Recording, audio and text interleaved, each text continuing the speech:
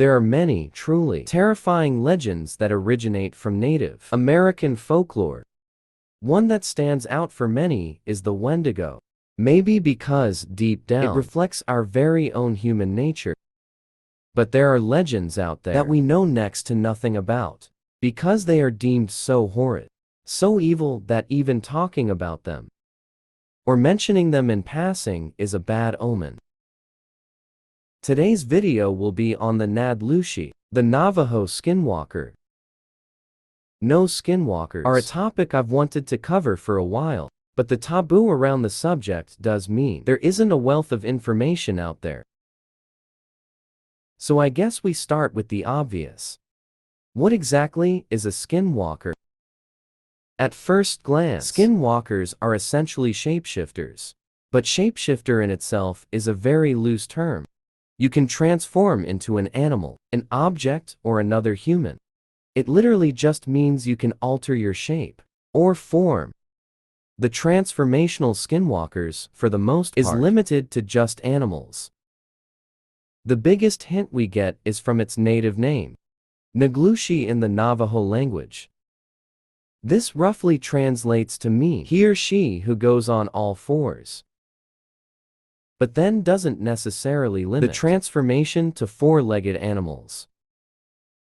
The Navajo saw skinwalkers as powerful witches of corrupt medicine men who had obtained the highest level of priesthood. But instead, they choose to use the supernatural abilities to inflict harm and suffering on others. The fear of repercussion, coupled with a distrust of outsiders, are two fairly compelling reasons why skinwalkers aren't openly talked about. There is also the belief that skinwalkers only share their practices with their own kind, which only adds the mystery surrounding them. This also means it's unlikely that the Navajo know who among them is actually a skinwalker, as they transform under the cover of night. What type of animal they transform into does seem to vary, the most common being a coyote, which is often seen as a trickster. They can also take the form of other animals such as foxes, wolves, owls, eagles, and crows. The form they take depends on what they require, as each animal has a different set of unique abilities. If they planned on attacking someone, then a wolf would be a good choice. Whereas, transforming into some kind of bird offers the ability of flight. And even something like a crow, being in the omen of death, could act as a warning or a threat.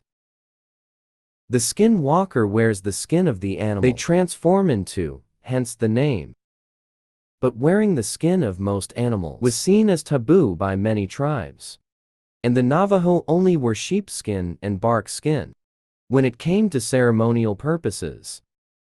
So unless the skinwalkers only wear these skins during the night, it kind of defeats the whole. You never know who the skinwalker among you is, because it's obviously the person wearing the animal skin.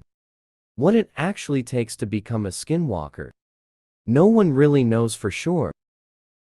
But as witches and medicine believe that a ritual must be performed, and given their nature, it's likely to have been the dark and the various kind.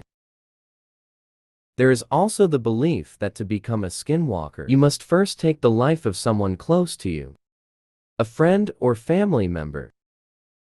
So some do, in fact, deemed worthy of taking the life of another.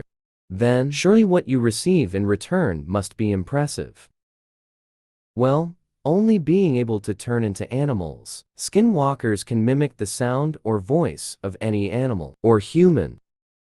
With the transformation comes enhanced stamina, strength, and speed. Catching a skinwalker in animal form is thought to be nigh on impossible. Some skinwalkers were even capable of reading the human mind. And if one was to stare into the eyes of a skinwalker for long enough, they can enter your mind and take control of your body. There isn't much said about how one kills a skinwalker, but similar to stories of werewolves, some believe that saying a skinwalker's full name out loud or resulting them having to atone for their crimes, and even died in some cases.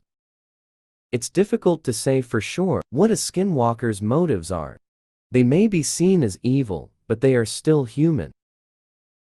Unlike some humans, they are driven by their own selfish and malicious nature.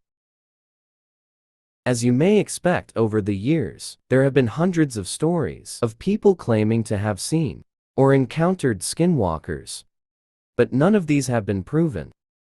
If a video detailing some of these accounts and stories is something you'd like to see, then let me know in the comments below.